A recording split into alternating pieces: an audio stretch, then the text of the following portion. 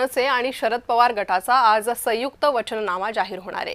ठाकरे बंधूंसह शशिकांत शिंदे पत्रकार परिषद घेणार आहेत। मुंबईकरांसाठी वचननाम्यात काय असणार याची आता उत्सुकता लागलेली आहे।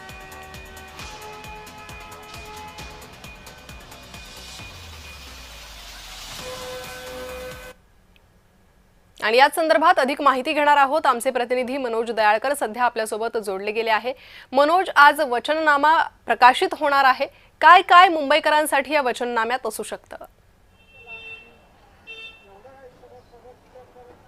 नक्कीच आपण मिळता महानगरपालिकेच्या निवडणुकीला अवघे 11 दिवस उरलेले आहेत। म्हणजे जानेवारी महिन्यात 15 तारखेला ही निवडणूक होणार आहे आणि 16 तारखेला याचा निकाल हा महानगरपालिकेचा लागणार आहे आणि त्यानंतर महापौर कोण याची सर्व उत्सुकता सगळ्यांना वाटत आणि त्याची आपण मिळता जाहीर होणार आणि त्यामध्ये आता सर्व पक्ष तयारीला देखील लागलेले आहेत। त्यामध्ये आज वचननामा हा प्रकाशित केला जाणार आहे आणि त्या वचननाम्यामध्ये आपण मिळतं म्हणजेच ठाकरे गट आणि मनसे म्हणजे दोन्ही ठाकरे बंधूंकडनं या वचननाम्यामध्ये कशा प्रकारे मुंबईचा विकास हा केला जाणार आहे याच्याबद्दल ही माहिती असणार आणि त्यामुळे या वचननाम्यामध्ये कशा प्रकारे मुंबईचा विकास केला जाणार या ठिकाणी आता ठाकरे बंधू काय वचननाम्यामध्ये देतात हे देखील तेवढंच पाहणं महत्त्वाचं ठरणार आहे। पण यामध्ये आपण मिळतं शरद पवार गट देखील ठाकरे बंधूंसोबत आहे, त्यामुळे हा वचननाम्याकडे आता सर्वांचं लक्ष लागलेलं आहे। कारण की काल देखील आपण मिळतं महायुतीची म्हणजे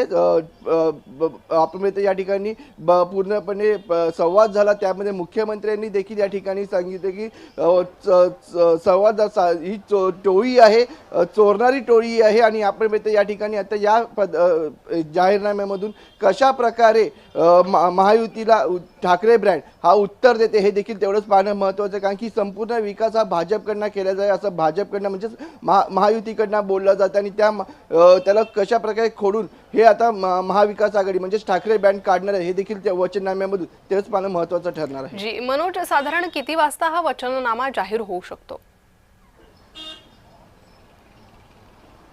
नक्कीच आणि आपण बघता हा वचननामा संध्याकाळपर्यंत जाहीर होऊ शकतो। कारण की दोन्ही ठाकरे बंधू एकत्र येणार त्याप्रसंग राष्ट्रवादी शरद पवार गटाचे देखील शशिकांत शिंदे हे देखील या ठिकाणी उपस्थित आले आणि ते देखील आपली वेगळी पत्रकार परिषद देखील घेणार आहेत। पण आपण या ठिकाणी बघितलं काल मुख्यमंत्र्यांकडनं बोलण्यात आले होतं श्रेय चोरणारी टोळी असा उल्लेख हा ठाकरे ब्रँडचा करण्यात आलेला होता। त्यामुळे आपण बघितलं तर या ठिकाणी मनसे आणि उद्धव ठाकरे गटाकडनं कशा प्रकारे या वचननाम्यामधून उत्तर दिलं जातं हे देखील तेवढंच पाहणं महत्त्वाचं आहे। कारण की ही महत्त्वाची लढत आहे, कारण की दोन्ही ठाकरे बंधू पहिल्यांदा ही लढत भरपूर वर्षानंतर एकत्र लढत आहेत आणि त्यामध्ये आपण बघितलं तर त्यांना टक्कर ही आता भाजप सोबत आहे आणि त्यामुळे कशा प्रकारे या वचननाम्यामध्ये मुंबईकरांना ते आपलं वर्चस्व गाजवू शकतं हे देखील तेवढंच पाहणं महत्त्वाचं आहे। जी मनोज, खूप